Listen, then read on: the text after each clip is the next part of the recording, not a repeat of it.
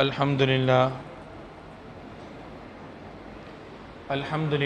وحدہ والصلاة والسلام علی من لا نبی بعدہ اما بعد فاعوذ باللہ من الشیطان الرجیم بسم اللہ الرحمن الرحیم یا ایہا الذین آمنوا کتب علیکم الصیام کما کتب علی الذین من قبلکم لعلکم تتقون قال النبی صلی اللہ علیہ وآلہ وآصحابہ وسلم من صام رمضان ایمانا واحتسابا غفر له ما تقدم من ذنبه ومن قام رمضان ایمانا واحتسابا غفر له ما تقدم من ذنبه ومن قام ليلة القدر ایمانا واحتسابا غفر له ما تقدم من ذنبه صدق اللہ وصدق رسولہ النبی الکریم ونحن على ذلك لمن الشاہدین والشاکرین سبحانک لا علم لنا الا ما علمتنا انک انت العلیم الحکیم رب اشرح لی صدری ویسر لی امری واحلل عقدۃ من لسانی یفقہوا قولی۔ حاضر مجلس سامعین محترم، میرے عزیز بھائیوں اور دوستو، اللہ رب العزت کے لا تعداد احسانات ہیں کہ جس نے ہمیں سب سے بڑی دولت ایمان توحید سے نوازا، توحید کے عقیدے سے نوازا اور ایسا پاکیزہ مذہب عنایت فرمایا۔ اللہ رب العزت نے مومنوں کے فائدے کے لیے احکامات دیے، ظاہر میں ہمیں سمجھ میں آئیں یا نہ آئیں، ہر اللہ تعالیٰ کے حکم میں ہمارے لیے دنیوی بھی فوائد ہوتے ہیں اور اخروی بھی فوائد ہوتے ہیں۔ اللہ تعالیٰ کے احکامات میں سے ایک حکم رمضان المبارک مہینے کے روزوں کا فرض کرنا بھی ہے کہ یا ایھا الذین آمنوا، اے ایمان والو، کتب علیکم الصیام، تم پر روزے فرض کر دیے گئے ہیں۔ کس مہینے میں کتنے؟ تو قرآن مجید کی تشریح کبھی قرآن ہی کرتا ہے اور کبھی قرآن مجید کی تشریح صاحب قرآن صلی اللہ علیہ وآلہ وسلم فرمایا کرتے ہیں۔ تو انہوں نے فرمایا یہاں سے مراد کیا ہے؟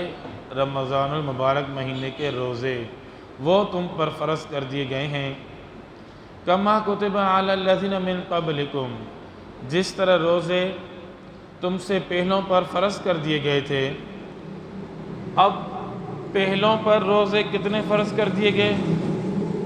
کسی امت پر کتنے روزے، کسی امت پر کتنے روزے، اور کسی امت پر کس مہینے کے روزے، کسی امت پر کس مہینے کے روزے۔ فروعی مسائل میں تو انداز علیحدہ علیحدہ تھا تمام شریعتوں میں، لیکن روزے تمام امتوں پر فرض کر دیے گئے تھے۔ آج بھی جتنے بھی ادیان باطلہ ہیں، ہر دین کے اندر روزے کا تصور تو ضرور بضرور ہے۔ اب انداز علیحدہ وہ الگ بات ہے، اور کتنے روزے وہ الگ بات، کس مہینے کے کن دنوں کے روزے وہ علیحدہ بات، لیکن روزوں کا تصور چاہے ہندو مذہب ہو، اس ہندو مذہب کے اندر بھی روزوں کا تصور موجود ہے، یہود ہوں، نصارہ ہوں۔ کیوں؟ لعلکم تتقون، روزے اس لیے فرض کر دیے گئے تاکہ تم پرہیزگار بن جاؤ۔ کسی بھی اللہ تعالیٰ کے حکم کی ہمیں حکمت سمجھ میں آئے یا نہ آئے، ہم نے تو آمنا وصدقنا کہنا ہے، لیکن اللہ تعالیٰ نے یہاں ایک حکمت بتلا دی، لعلکم تتقون، تاکہ تمہارے اندر تقوی آ جائے۔ جب کھانا موجود ہوگا سامنے، بھوک بھی ہوگی، تو آپ کہیں گے اس وقت مجھے اللہ تعالیٰ نے منع کیا ہے کہ آج میں صبح صادق سے لے کر غروب آفتاب تک نہ کھاؤں۔ بھوک ہوتے ہوئے اور کھانا ہوتے ہوئے جب آپ اپنا ہاتھ روک پائیں گے تو اس سے آپ کی پریکٹس ہو جائے گی، اس سے مومن کی پریکٹس ہو جائے گی کہ پورا سال جب کھانے کے لیے کوئی ایسی چیز ہوگی جس سے اللہ تعالیٰ نے منع کیا ہوگا تو یہ رک پائے گا، اس کی پریکٹس کی ہوئی ہوگی۔ جب پینے کو ٹھنڈا پانی، ٹھنڈا مشروب موجود ہو، ادھر پیاس بھی لگی ہو، لیکن کہے گا مومن کہ اللہ نے مجھے منع کیا ہے، آج میں صبح صادق سے لے کر غروب آفتاب تک کوئی چیز پی نہیں سکتا، تو اس سے پریکٹس ہو جائے گی، اور آئندہ بھی بقایا 11 مہینے جہاں بھی کوئی پینے کی چیز ایسی ہوگی جس سے اللہ تعالیٰ نے منع کیا ہوگا تو یہ رک پائے گا کہ بھئی اللہ کا جب حکم ہوتا ہے کہ میں یہ چیز نہ پیوں تو مجھے نہیں پینی ہوتی۔ ادھر بیوی بھی موجود، شہوت بھی موجود، کہتے ہیں اللہ نے مجھے منع کیا ہے، آج میں صبح صادق سے لے کر غروب آفتاب تک شہوت کو پورا نہیں کر سکتا۔ جب پریکٹس ہو جائے گی تو 11 ہی مہینے جہاں شہوت پوری کرنے کا موقع ملے گا، لیکن اس شہوت کو پورا کرنے سے اللہ نے منع کیا ہوگا تو یہ زنا سے بھی رک پائے گا۔ اس کی پریکٹس کی ہوئی ہوگی رمضان المبارک مہینے کے اندر، تو اسی لیے بقایا 11 مہینے بھی یہ اس تقوی کو چلا پائے گا۔ اس لیے آتا ہے نا، فرمایا آپ صلی اللہ علیہ وآلہ وصحبہ وسلم نے، من سلم لہ رمضان سلمت لہ السنہ، جس کا رمضان محفوظ رہا، گناہوں سے خود کو بچا کر جس نے اللہ اور اس کے حبیب صلی اللہ علیہ وسلم کی اطاعت والی زندگی گزاری اس رمضان کے مہینے کے اندر، تو بقیہ سال بھی اس کا محفوظ ہو جائے گا۔ یہی وجہ ہے کہ یہاں پریکٹس ہوتی ہے تو بقیہ 11 مہینے پر انسان بچ پاتا ہے۔ تو پہلا روزہ یکم رمضان المبارک جمعے کے دن آ رہا، اور ایک طرف تو آنے والے جمعے کو جمعے کا دن ہوگا، پھر رمضان کا مہینہ بھی ہوگا انشاءاللہ۔ تو اللہ تعالیٰ نے جہاں ہمیں اس سال یہاں تک عمر عطا فرمائی ہے تو دعا کریں بقایا یہ ایک ہفتہ بھی اللہ تعالیٰ ہمیں برکت دے اور ہمیں اس سال بھی رمضان المبارک مہینے تک پہنچائے، اور اس سال رمضان کے مہینے سے برکتیں حاصل کرنے کی توفیق عطا فرمائے۔ ایک طرف جمعہ ہوگا یکم رمضان کو، اور وہ بھی رمضان کا جمعہ ہوگا، اور فرمایا فضل الجمعۃ فی رمضان کا فضل رمضان علی الشہور، رمضان کے جمعے کو رمضان کے دوسرے دنوں پر اس طرح فضیلت ہے جس طرح رمضان کے مہینے کو باقی مہینوں پر فضیلت ہے۔ اور یہ رمضان کے روزے مومنوں کے لیے جو اسلام کے 5 ارکان ہیں اس میں سے ایک ہے، تو عمل تو پورے دین پر کرنا ہے۔ ادخلوا فی السلم کافہ، پورے اسلام میں داخل ہو جاؤ۔ ہر قدم پر ہمیں اللہ اور اس کے حبیب صلی اللہ علیہ وآلہ وسلم نے جو احکامات دیے ہیں ان پر چل کر زندگی گزارنی ہے، لیکن کم از کم یہ جو 5 ارکان ہیں جن پر اسلام کی بنیاد ہے۔ اب خیمہ کھڑا ہو ان 5 چیزوں پر، بیچ میں بانس کا ڈنڈا ہوتا ہے اور چاروں طرف جو ہے رسی بندھی ہوتی ہے، تو ان 5 چیزوں پر خیمہ کھڑا ہے۔ اگر یہ چیزیں ہٹا دیں تو یہ خیمہ نیچے گر جائے گا، کوئی اس کو خیمہ نہیں کہے گا، کہیں گے چادر بچھی ہوئی ہے، غلم بچھا ہوا ہے، تو خیمہ نہیں رہے گا۔ تو اسلام کی بنیاد ان 5 چیزوں پر ہے۔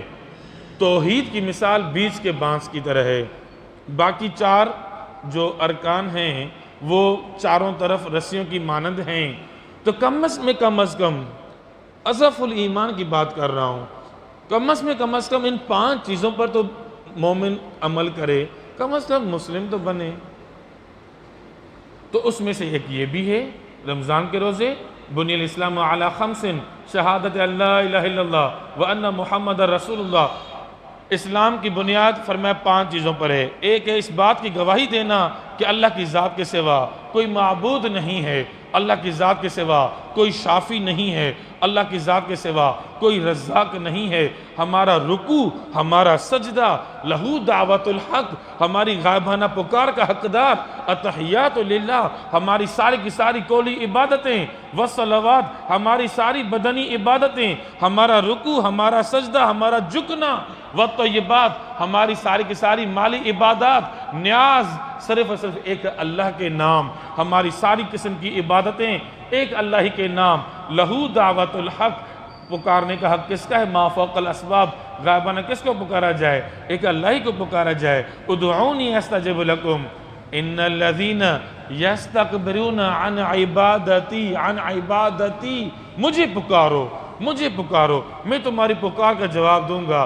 پھر یہ نہیں فرمایا کہ جو مجھے نہیں پکارے گا، فرمایا جس نے میری اس عبادت سے بڑائی کی، یعنی مجھے پکارو، یہ پکارنا میری عبادت ہے، تم جو مجھے پکارو گے یہ میری عبادت ہے، جس نے میری اس عبادت سے بڑائی کی مجھے نہیں پکارا۔ گویا جو کہتا ہے یا اللہ، اللہم یا رب، وہ گویا اللہ کی عبادت کر دی اس نے۔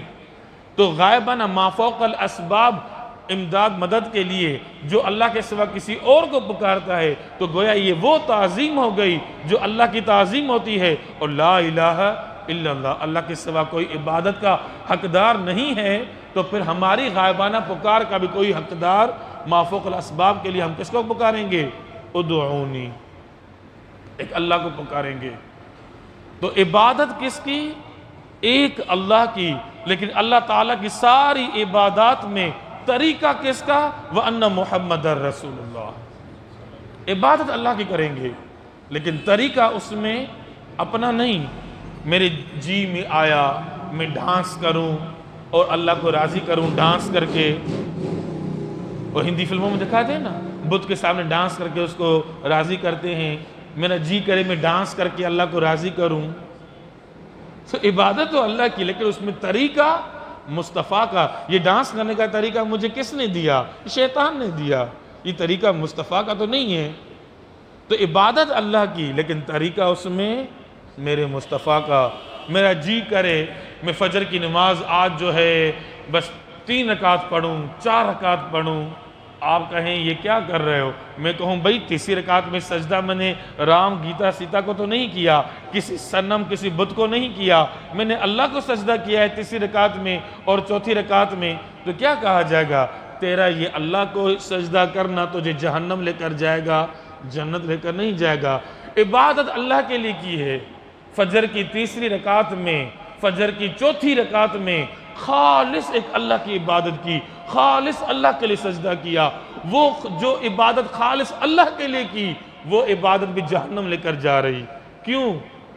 عبادت مقبول تب ہوتی ہے جب 2 باتیں تو ہوں، عبادت اللہ کے لیے ہو لیکن اس میں طریقہ مصطفیٰ کا ہو۔ صلو کما رأیتمونی اصلی، تمہیں کس نے کہا کہ فجر کی نماز میں 3 رکعتیں پڑھو؟ یہ تمہیں کس نے کہا کہ فجر کی نماز میں 4 رکعتیں پڑھو؟ یہ طریقہ کس کا ہے؟ عبادت تو اللہ کی لیکن طریقہ میرے مصطفیٰ کا نہیں ہے تو وہ عمل مردود ہے، وہ عمل مقبول نہیں ہے۔ پہلی شرط مومن ہو، دوسری شرط اخلاص ہو، تیسری شرط اللہ کے لیے عمل ہو، اور چوتھی شرط یہ ہے کہ طریقہ مصطفیٰ کا ہو، طریقہ مصطفیٰ کا ہو، تب جا کر عمل مقبول ہوتا ہے۔ تو اسلام کی بنیاد 5 چیزوں میں پہلی بنیاد یہی ہے کہ عبادت کس کی؟ ایک اللہ کی، اور اس عبادت میں طریقہ مصطفیٰ کا، اور دوسرا کیا ہے؟ وَإِقَامِ الصَّلَاةِ، نماز کو قائم کرنا، اور تیسرا وَإِيتَاءِ الزَّكَاةِ، زکوٰۃ کو ادا کرنا، چوتھا وَحَجِّ الْبَيْتِ، بخاری شریف کی روایت کے مطابق، اور بیت اللہ کا حج کرنا، اور چوتھا وَصِيَامِ رمضان، رمضان کے روزے رکھنا۔ یہ تو اسلام کی جو 5 بنیادیں ہیں جن پر اسلام کھڑا ہے، یہ اس میں سے ایک ہے۔ ایسا نہیں کہ روزے رکھ لیے تو ثواب، نہیں رکھا تو میری مرضی، رکھ لیا تو بہت بڑا ثواب، نہیں رکھا تو بہت بڑا گناہ ہوگا۔ یہ فرض ہے، جو رمضان کے روزے کا منکر ہوگا وہ تو کافر ہو جائے گا، جو منکر نہیں ہے مان رہا لیکن عمل نہیں کر رہا وہ فاسق فاجر گناہ کبیرہ کا مرتکب ہے۔ تو اسلام کی بنیاد جو 5 چیزوں پر ہے ان میں سے ایک کیا ہے؟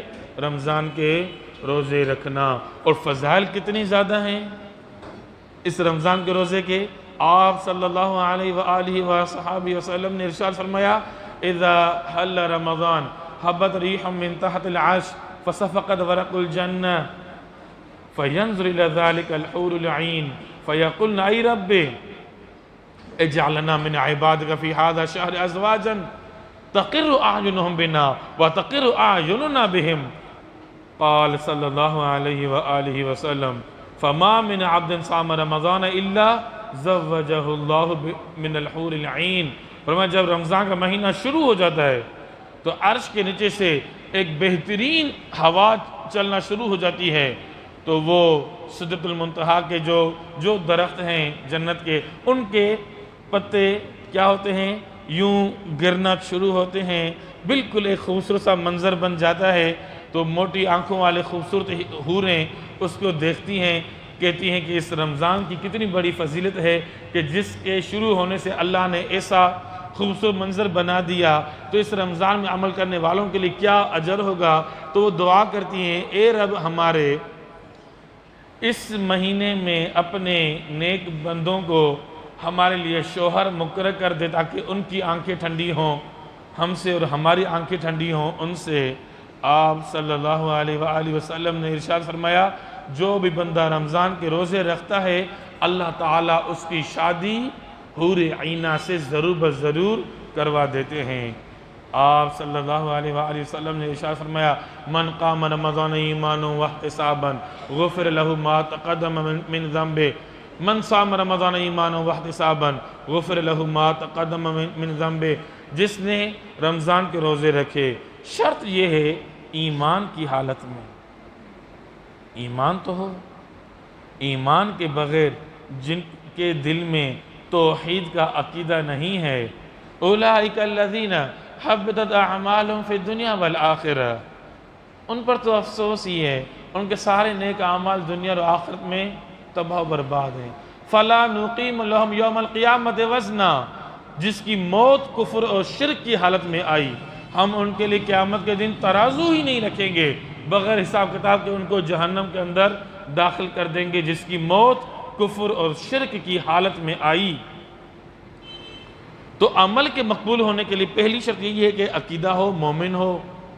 تو فرمایا جس نے رمضان کا روزہ رکھا، شرط یہ ہے کہ ایمان ہو، مومن ہو، واحتساباً ثواب کی اجر کی امید ہو، تو اس کو اللہ تعالیٰ گناہوں سے ایسے پاک کر دیں گے جیسے ماں کے پیٹ سے ابھی پیدا ہوا ہو۔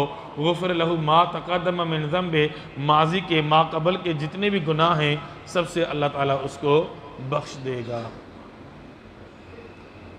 کچھ لوگ ہوتے ہیں جیسے ہمارے ہاں ان علاقوں میں ہندو حضرات بھی رہتے ہیں، مسلمانوں کے ماحول میں ماحول کا اثر تو ہوتا ہے، جیسے مسلم غیر مسلم ممالک میں رہتے ہیں، جب آپ ان سے ملاقات کریں گے آپ کو احساس ہی نہیں ہوگا کہ یہ کوئی مسلم ہے، آپ سمجھیں گے شاید غیر مسلم ہے، اس کی بات کرنے کا انداز، اس کے شکل و صورت کا انداز، اس کے لباس کا انداز، تو آپ سمجھیں گے شاید غیر مسلم ہے۔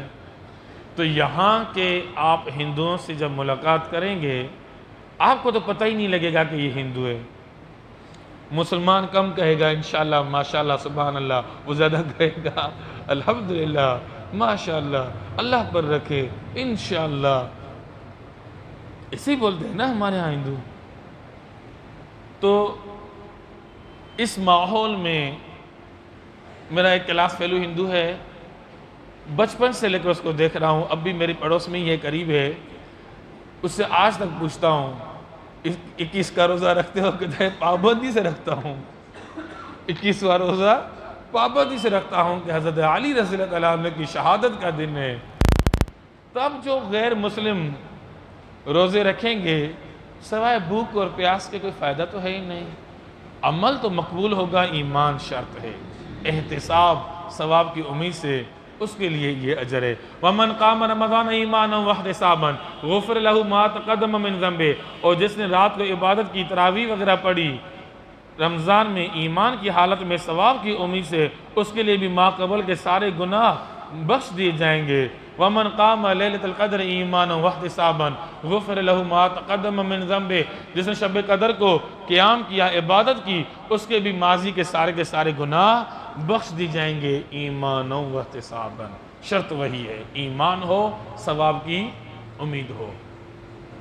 اور آپ صلی اللہ علیہ وآلہ وآصحابہ وسلم نے ارشاد فرمایا، لو اذن اللہ للسماوات والارض ان تتکلم فبشرت من صام رمضان بالجنہ، اگر اللہ تعالیٰ زمین و آسمان کو بولنے کی اجازت دے تو زمین اور آسمان ہر اس بندے کو جنت کی بشارت دیں جو رمضان کا روزہ رکھے۔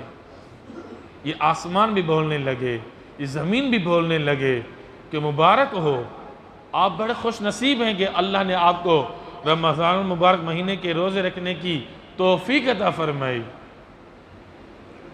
تو اس سے برعکس بھی سمجھ لیں، جو رمضان کے روزے نہیں رکھتا، اگر زمین و آسمان کو اللہ بات کرنے کی اجازت دے تو یہ بھی جہنم کی بشارت دینے شروع ہو جائیں کہ جو بغیر بیماری اور بغیر کسی مجبوری کے خواہ مخواہ جو رمضان کے روزے چھوڑ دیتے ہیں اور رمضان کے روزے نہیں رکھتے کسی معمولی بات کی وجہ سے، ان کو تو زمین و آسمان بھی جہنم کی بشارتیں دینا شروع کر دیں۔ آپ صلی اللہ علیہ وآلہ وسلم نے ارشاد فرمایا، لِكُلِّ شَيْءٍ بَابٌ وَبَابُ الْعِبَادَةِ الصِّيَامُ، ہر چیز کا ایک دروازہ ہوتا ہے اور عبادت کا دروازہ روزہ ہے۔ تمام عبادتیں اللہ کو محبوب ہیں، لیکن روزے کی وجہ سے، اللہ تعالیٰ کی وجہ سے بھوکا رہنا، کھانا موجود ہونے کے باوجود اور پیاسا رہنا، اللہ تعالیٰ کی وجہ سے، اللہ تعالیٰ کی رضا خاطر، جب کسی سے عشق ہوتا ہے کہتے ہیں تو ناراض ہے، نہ میں کھاؤں گا نہ پیوں گا جب تک تو مجھ سے راضی نہیں ہوگا۔ تو جب عشق مجازی ہوتا ہے تو معشوق کی وجہ سے نہ کھاتے ہیں اور نہ پیتے ہیں، کھانا پینا چھوڑ دیتے ہیں، جب آ کر معشوق مناتا ہے تب کھانا پینا شروع کرتے ہیں۔ تو مومن والذین آمنوا اشد حبا للہ، مومنوں کو اللہ سے بہت زیادہ محبت ہوتی ہے۔ جتنے بھی غیر اللہ کی عبادت کرنے والے باتیں کرتے ہیں، بھئی فلاں پیر، علی کی قسم، حسین کی قسم، رام و گدا سیتا ہنومان کی قسم، یہ جتنی بھی معبودان باطلہ سے محبتوں کی دعویٰ کرتے ہیں، کتنی بھی دعویٰ کر لیں، تاریخ گواہ ہے، جتنی توحید والے کو اللہ تعالیٰ سے محبت ہوتی ہے، کسی بھی ادیان باطلہ والے کو اپنے معبود باطل سے اتنی محبت نہیں ہو سکتی، ممکن ہی نہیں۔ کیسے کٹ رہے تھے بدر کے میدان میں، احد کے میدان میں اور تپتی ریت میں، وہ انگارے بھی خون سے جا کر بجھ جاتے تھے۔ یہ کیا تھا؟ بٹھاؤ کسی بت پرست کو انگاروں پہ، ایسے پھر جائے گا، دیر ہی نہیں کرے گا۔ لیکن یہ کیا تھا بلال حبشی کو، یہ کیا تھا سمیہ کو، یہ کیا تھا خبیب کو، یہ کیا تھا صحابہ کو، یہ اللہ کا عشق تھا۔ اس کو کہتے ہیں عاشق اللہ، عاشق خدا، والذین آمنوا اشد حبا للہ، ایمان والوں کی محبت کا امتحان یہ آسمان یہ زمین لے چکا ہے بار بار۔ ہر دور میں سب سے پہلے جو اسلام کی خاطر شہید ہوئی تھی حضرت سمیہ، اس وقت سے لے کر صحابہ، تابعین، تبع تابعین، امام احمد بن حنبل، امام ابو حنیفہ، اکابر علماء دیوبند، یہ بنول ٹاؤن کے شہداء، آج تک علماء کا یہ خون بہنا، یہ زمین و آسمان بار بار امتحان لے چکا ہے مومنوں کا۔ لیکن یاد رکھنا، والذین آمنوا اشد حبا للہ، اس کی مثال آپ کو دنیا میں کہیں نہیں مل سکتی۔ تو جو کھانے پینے سے مزہ لیتے ہیں، ان کو کیا پتا کہ مومن اللہ تعالیٰ کی وجہ سے بھوک اور پیاس میں کیا مزہ لے رہے ہوتے ہیں۔ جو ایئر کنڈیشن میں بیڈ پر سو کر مزہ لے رہے ہوتے ہیں، ان کو کیا پتا یہ اللہ کے عاشق آدھی رات کو جا کر اٹھ کر اللہ کے ہاں سجدے ریز ہو کر یہ کیا مزہ لے رہے ہوتے ہیں۔ ان کے مزہ کا کسی کو پتہ ہی نہیں۔ فرمایا آپ صلی اللہ علیہ وآلہ وسلم نے، لِكُلِّ شَيْءٍ زَكَاتٌ وَزَكَاتُ الْجَسَدِ الصَّوْمُ، ہر چیز کی ایک زکوٰۃ ہوتی ہے، اور جسم کی زکوٰۃ روزہ کا رکھنا ہے۔ اور آپ صلی اللہ علیہ وآلہ وسلم نے ارشاد فرمایا الصیام جنۃ فلا یرفث ولا یسخب ولا یشتم، اگر اب بہت سارے الفاظ مختلف روایت میں آتے ہیں، تو بخاری شریف کی روایت میں ہے فلا یرفث ولا یجہل۔ فرمایا روزہ ڈھال ہے، ڈھال۔ وہ جب جنگ لڑتے تھے ایک ہاتھ میں تلوار ہوتی تھی اور دوسرے ہاتھ میں لوہے کی یوں پلیٹ ہوتی تھی، اندر سے اس کو کڑا ہوتا تھا، اس سے پکڑتے تھے، جب دشمن تلوار چلاتا تو سامنے ڈھال دیتے تھے اس تلوار کے وار سے بچنے کے لیے، اس کو کہتے ہیں ڈھال۔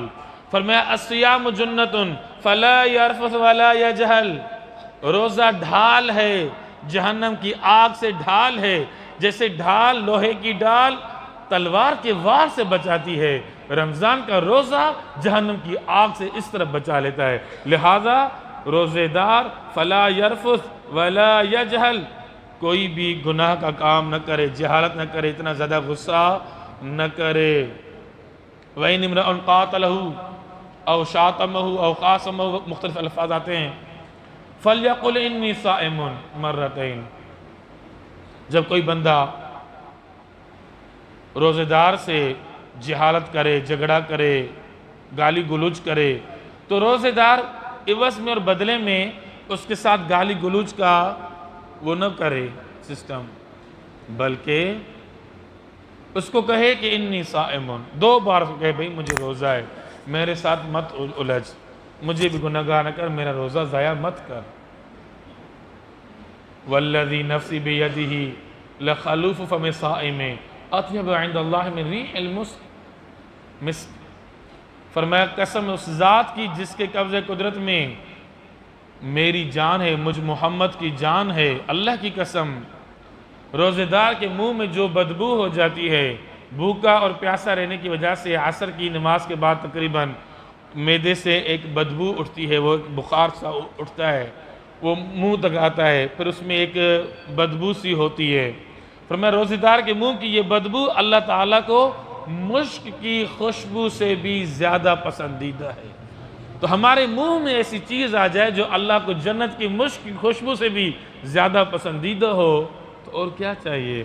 یترک طعامہ وشرابہ وشہوتہ لأجلی، اللہ فرماتے ہیں کہ اس نے کھانا چھوڑا، پینا چھوڑا، شہوت چھوڑی، خاص میری وجہ سے۔ الصوم لی، روزہ خاص میرے لیے ہے، وَأَنَا أَجْزِي بِهِ، اس کا بدلہ بھی میں اللہ خود اپنے ہاتھوں سے اس کو عنایت کروں گا۔ اور فرمایا الصیام جنۃ وحصن حصین من النار، روزہ ڈھال ہے، مضبوط قلعہ ہے جہنم کی آگ سے بچنے کے لیے۔ اور فرمایا الصیام جنۃ کجنۃ احدکم من القتال، جس طرح جنگ میں تمہارے پاس ڈھال ہوتی ہے، فرمایا جہنم کی آگ سے بچنے کے لیے اس طرح روزہ ڈھال ہوا کرتا ہے۔ اور فرمایا آپ صلی اللہ علیہ وآلہ وسلم نے نوم الصائم عبادت وصمتہ تسبیح وعملہ مضاعف ودعاؤہ مستجاب وذنوبہ مغفور، روزے دار کی نیند عبادت ہوتی ہے، روزے دار کا خاموش بیٹھنا بھی تسبیح میں شمار ہوتا ہے، اور روزے دار کا ہر عمل دگنا، دگنے سے مراد ضرب 2 نہیں، ملٹیپلائی 2 مطلب نہیں، مطلب ہے جتنا اللہ اس کو بڑھانا چاہے، 10 گنا 70 گنا جتنا بڑھانا چاہے، یعنی عام مہینے کی طرح عمل نہیں ہوتا، اس کا اجر بہت ہی زیادہ ملتا رہتا ہے۔ اور فرمایا روزے دار کی دعا مقبول ہوتی ہے، اور فرمایا روزے دار کے گناہوں کو بھی بخش دیا جاتا ہے۔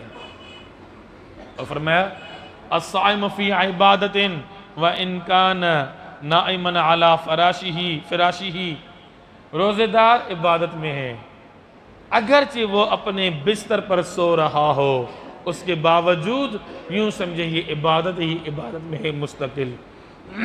تو یہ روزے دار کے فضائل، اور فرمایا آپ صلی اللہ علیہ وآلہ وصحبہ وسلم نے فی الجنت ثمانیۃ ابواب منہا باب یسمى الریان لا يدخلہ الا الصائمون۔